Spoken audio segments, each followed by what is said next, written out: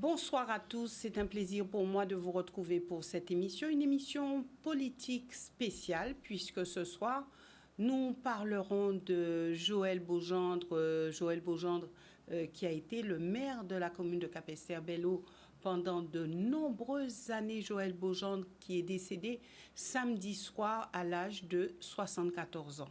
Voilà donc deux personnes qui ont bien connu Joël Beaugendre, notamment Eddy Claude Maurice. Eddy Claude Maurice que vous connaissez bien puisqu'il était aux côtés de Joël Beaugendre. Pendant 25 ans, il était son deuxième adjoint. Et puis, il était important aussi de mettre quelqu'un on va dire, de la société civile, quelqu'un qu'il a connu autrement à travers les associations et qui, lui aussi, aura à nous parler de Joël Beaugendre. Je veux parler de Rudy Corneli. Dans le monde associatif depuis, on va dire, son jeune âge, Joël Beaugendre a été son mentor. Joël Beaugendre, je vais dire, a été quelqu'un qui a un petit peu marqué sa vie, ou beaucoup sa vie, nous le saurons d'ici quelques instants. En tout cas, messieurs, merci d'être sur ce plateau. Merci d'avoir répondu à mon invitation. Alors, Joël Beaugendre est parti, il a laissé donc derrière lui une longue histoire, on va dire, au sein de la commune capestérienne. Eddy Claude Maurice, donc ce volet politique, on peut dire que c'est un homme qui avait été pétri dans la politique. On l'a connu aux côtés de Lucette Michaud-Chevry, Objectif Guadeloupe, et c'est vrai que Joël Beaugendre, au-delà d'être médecin, aimait énormément la chose politique. Bonsoir à tous et merci de cette invitation pour nous permettre effectivement, Mme Boissé, de parler de Joël Beaugendre et de ce qu'il est et ce qu'il représente un peu pour la Guadeloupe et bien, notamment pour Capesterre. Dès son retour de ses études, il est revenu chez lui à Capesterre-Belle-Eau, s'est installé en tant que médecin.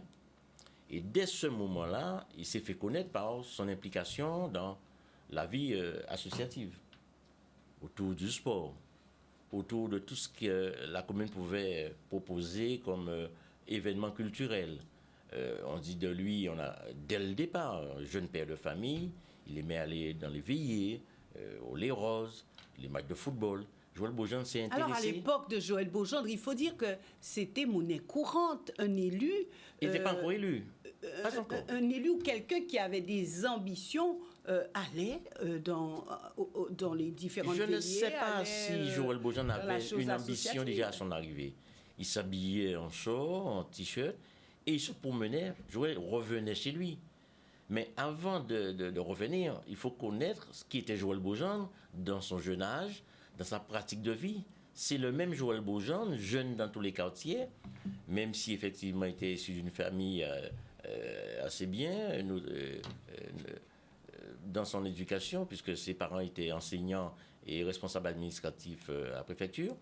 Mais Joël Beaugendre m'a toujours, j'allais dire, nagé avec tous les autres, dans toutes les rues de Capesterre, avec les amis du bourg et aussi ceux des sections. C'est cet homme-là qui était parti, qui est devenu médecin. Donc, à son retour, personne n'a pensé que Joël Beaugendre était dans une démarche politique.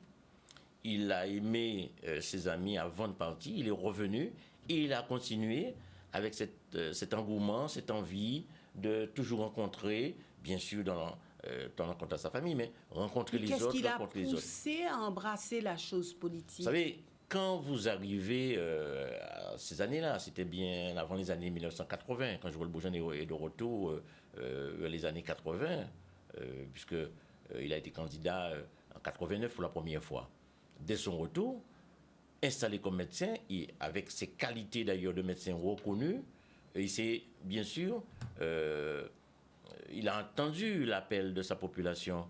N'oubliez pas que ça correspondait un petit peu après l'époque Paul Lacavé. Mais cet appel, c'était par rapport à sa profession, c'était dans son cabinet que tout se passait. Et puis, dans la Joël rue aussi, Beaugendre, c'est ce qu'on disait, que tout se passait, se jouait dans son cabinet Pas de médecin. seulement, ça c'est plus tard.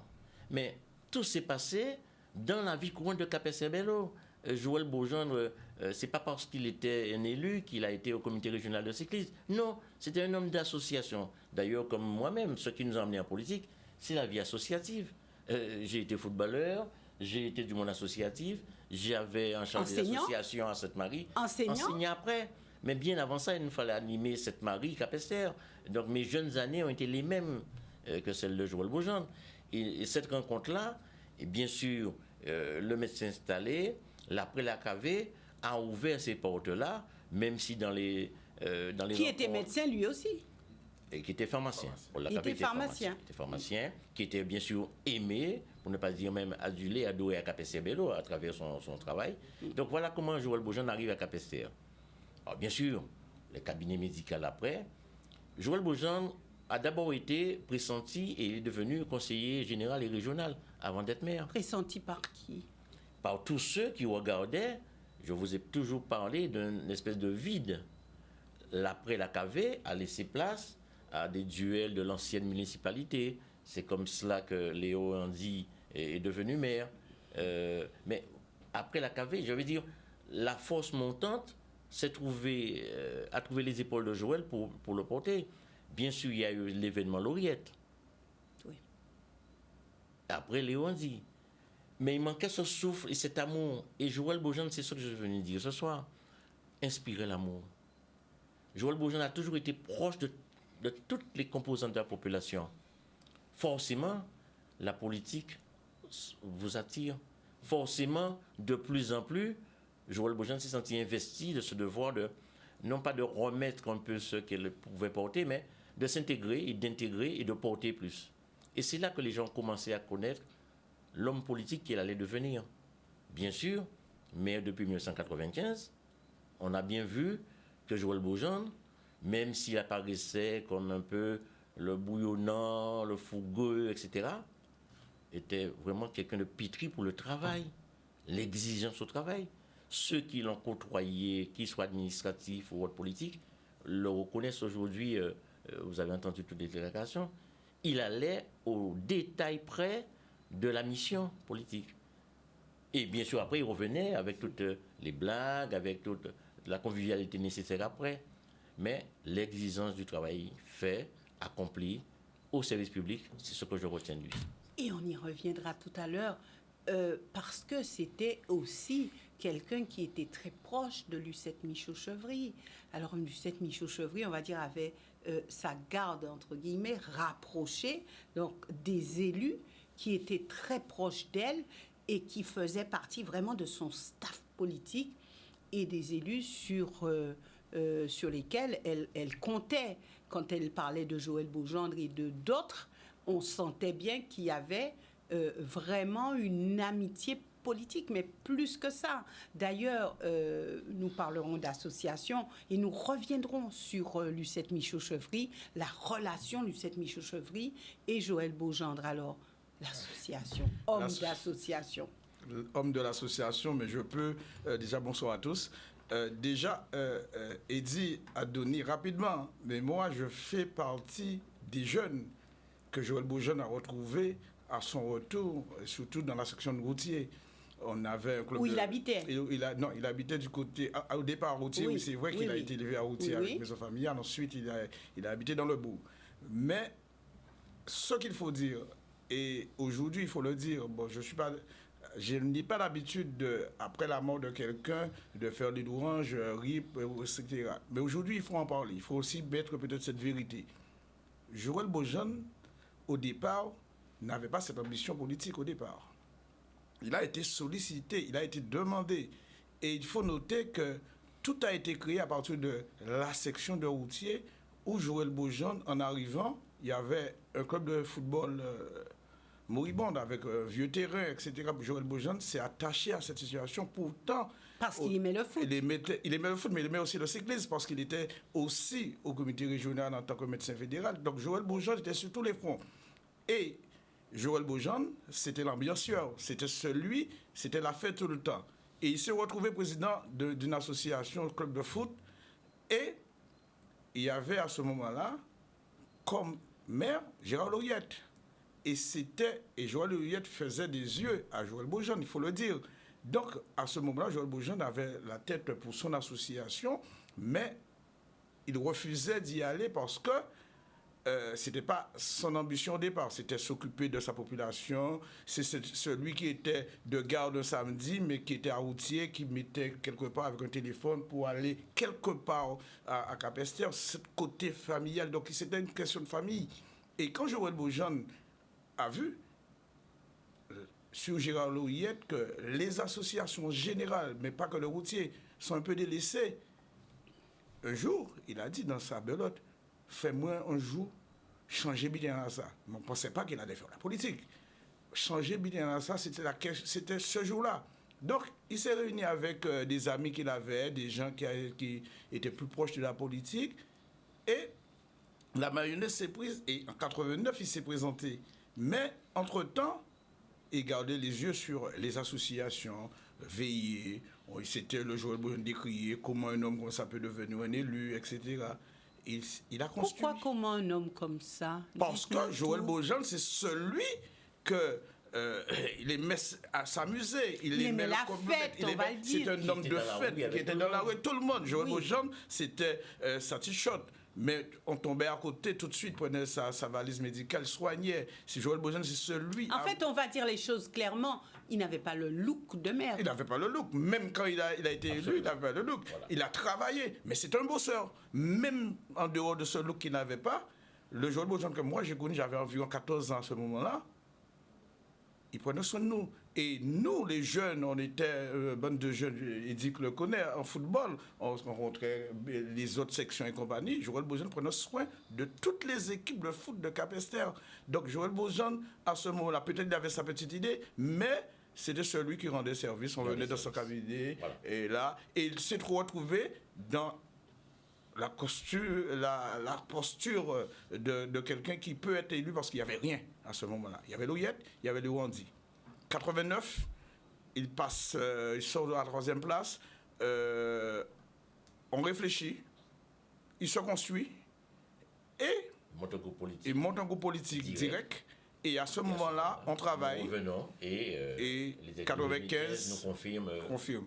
Et je peux le dire, donc le côté politique, je laisserai à Eddy, mais ce côté associatif, souvent j'entends, il est arrivé parce qu'il a fait la politique à cause de l'eau. Non, le problème de l'eau a existé avant Joël Beaujean. Joël Beaujean s'est retrouvé parce qu'il y avait des personnalités qui étaient on arrive, de ce groupe. De toute façon, pourquoi s'en défendre puisqu'on arrive en politique toujours par rapport à quelque chose ou quelqu'un? Mais lui, ce côté, je le dis, ce côté humain qu'il avait, c'est vrai. Joël Beaujean avait ses défauts. Je le dis sur les réseaux sociaux aujourd'hui. Dès qu'il vous disait, Missy en moins, il faut savoir qu'il y a le clash derrière. Parce qu'il aimait avoir raison, c'est un leader, il aimait diriger, il aimait donner ses idées. On commençait une réunion associative ou politique et Joël Beaujean, il arrive en retard. Il prend des notes sur sa boîte de cigarettes. Il note, il rejette. Mais attention, il revient la semaine prochaine. Il vous refait la réunion et il vous donne ses notes et ses principes. C'est-à-dire que c'est quelqu'un qui bossait, qui travaillait pour ses idées, quelle que soit la politique haute. Et c'est ce qu'il faut retenir. C'est celui, et je pense aussi qu'il a été un bon médecin, parce que c'est quelqu'un qui a travaillé, qui travaillait ses dossiers, qui aimait jamais perdre, jamais. Il avait raison tout le temps. Et souvent, il faisait la démonstration, quand associative et autres. Moi, je me rappelle, je suis parti en 83, je suis revenu dans les années 86 après 3 ans d'études. Quand je suis retourné, il dit, mais quand on vient faire ici, à part ça, pour tes partis faire. Hein? Parce que moi, je le dis, je mangeais chez Joël Beaujean et l'engagement que j'avais avec lui aussi, tant qu'il serait en politique, je ne ferai jamais de la politique. Et maintenant? Non, pour le moment, non. Pour le moment, la politique, vu l'ambiance, je préfère rester dans la position que je suis. On ne sait jamais. Mais, je le dis, sa parole était, avec Joël Beaujean, on restait 1 mois, 2 mois, c'est pas parler. Mais quand il avait un problème... Pourquoi? Parce que, des fois, on n'était pas d'accord sur des choses. On dit que quand deux personnes s'aiment, souvent, il faut être fâché pour revenir de mieux. Moi, c'est vrai sais... ça se vérifie en politique. En politique, oui. Parce que lui, avec lui, j'ai été quand même celui qui lui disait non. Mais Joël Boujand n'a jamais voulu me sanctionner. Joël Boujand m'a toujours appelé. Il a toujours eu cette confiance. C'était pas un homme de sanction. Certes, on disait qu'il n'oublie jamais, c'est vrai. Parce que je vais donner l'anecdote. Quand il a voulu vraiment qu'on a perdu les élections en 89, moi j'étais 8e sur la liste, j'ai dit je ne fais plus de politique. Il a mal pris. Quand je lui ai dit je serai plus important à l'extérieur, il a mal pris. Et je lui ai dit écoute, aujourd'hui, le club de football, tu dois laisser. Il n'a pas voulu laisser. J'ai fait le push. Même avant sa mort, il y a quelque temps, il me l'a répété. C'est-à-dire qu'il n'oublie pas, mais il ne sanctionne pas. C'est vrai qu'il était dur. C'est quelqu'un de très dur au boulot, mais qui savait où il voulait. Et lui, quelle que soit la position, il voulait toujours réussir à ce niveau-là. Toujours avoir raison. Toujours avoir raison, oui. Là-dessus, oui. Est-ce qu'il avait l'ambition de revenir encore en politique? Je ne peux pas me prononcer là-dessus, mais je ne pense pas. Je ne me pense pas. Et je fais une petite...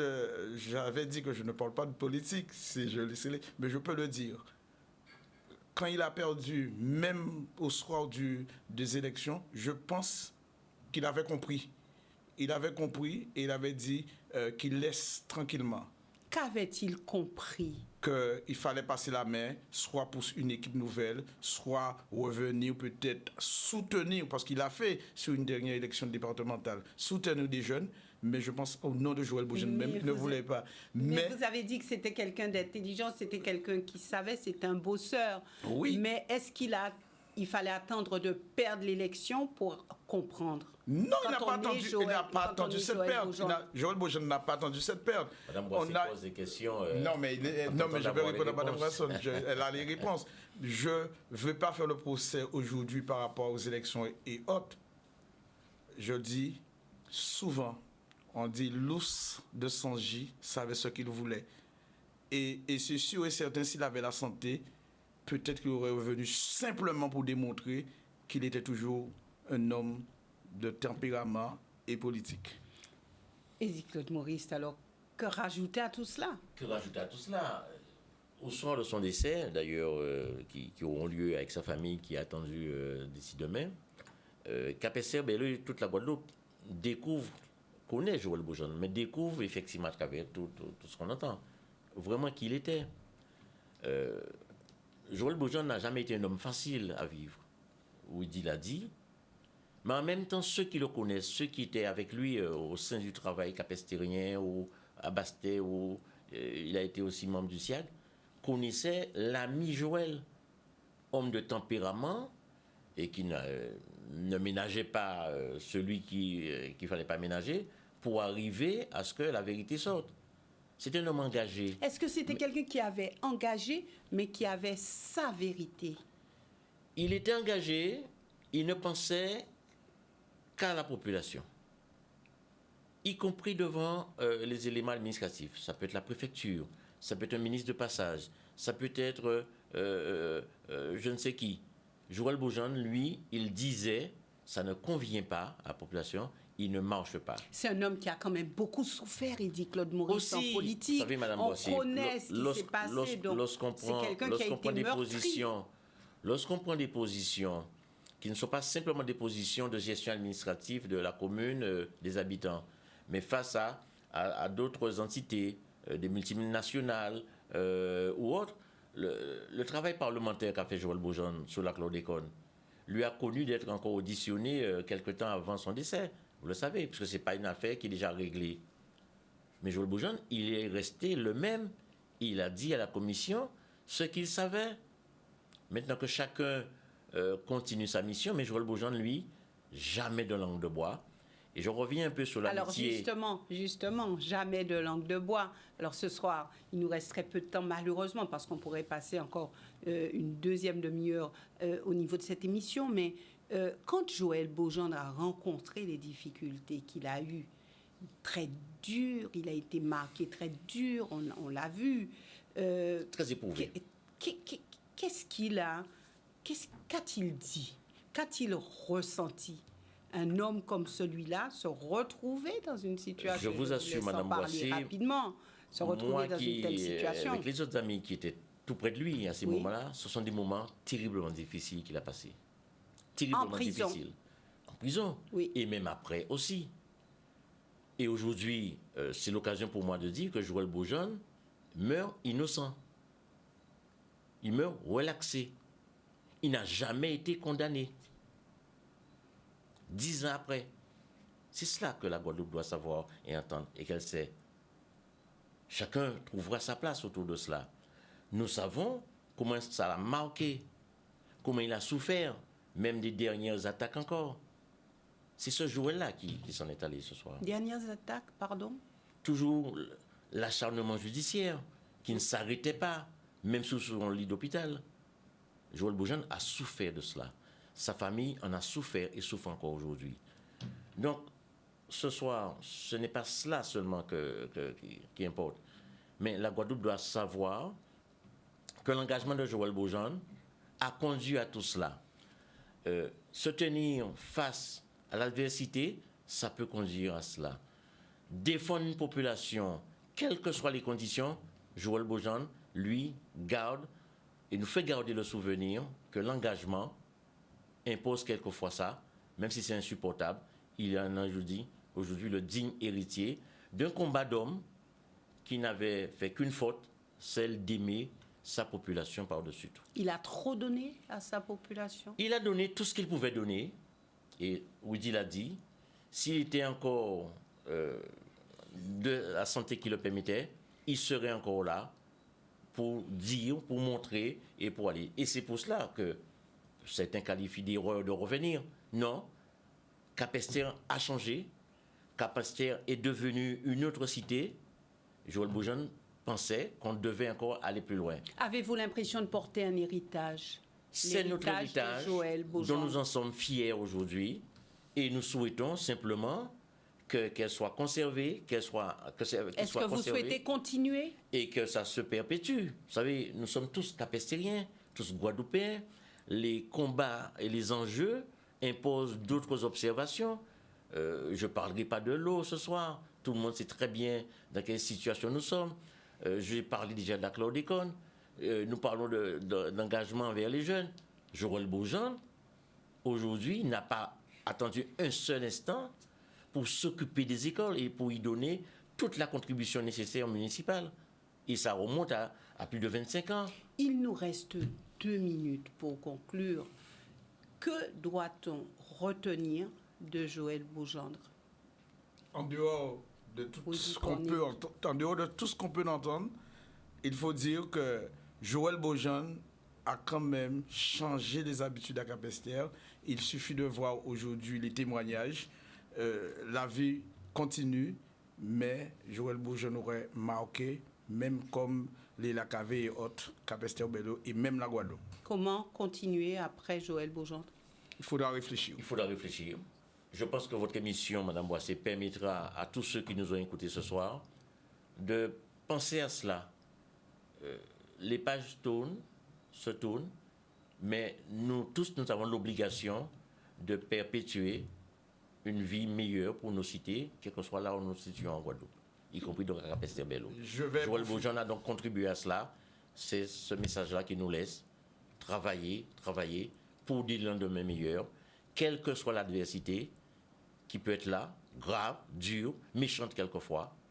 Il faut continuer. Mais travailler, ça veut dire s'engager en politique. Continuer en politique. Continuer l'offre politique et ne penser... Vous êtes prêts? Nous continuons chacun de notre côté, chacun individuellement à contribuer. C'était la mission. La mission doit continuer. Avec nous, sans nous, j'en sens rien. Ce soir, nous avons une pensée profonde pour sa famille, pour ceux, les êtres les plus chers qu'il quitte. C'est déjà et uniquement ça qui nous préoccupe cette semaine, là, au moment où nous parlons. Woody Cornille. Juste, voilà, il a dit pour la famille, mon voisin Jean-Marie, que je dis Tchembered, son frère, et ses enfants, que je dis ce sont mes petits frères et sœurs, car quand j'ai eu mon premier permis, j'ai servi de chauffeur pour ces enfants-là, donc Tchembered, et nous sommes là avec vous. Alors, Canal 10, justement, adresse ses sincères condoléances à la famille de Joël Beaugendre. Et puis, de toute façon, nous aurons l'occasion de poursuivre. Alors, nous ne savons pas les obsèques. Vous avez déjà plus de précisions? La famille arrive dans son ensemble demain soir. Je parle de ces 4 filles. Oui. Son frère est déjà présent. Ils attendent de mettre ensemble les modalités nécessaires selon les volontés de Joël, inculquées en cela et dites à sa famille. Donc, nous nous plions à cela. Nous attendons demain pour savoir un peu quelle orientation prendrait les obsèques de Joël Beaugendre. Merci, messieurs, d'être venus sur ce plateau. Merci aussi à vous, téléspectateurs, de nous avoir suivis. Nous nous retrouvons demain pour une autre émission politique. Excellente soirée à tous.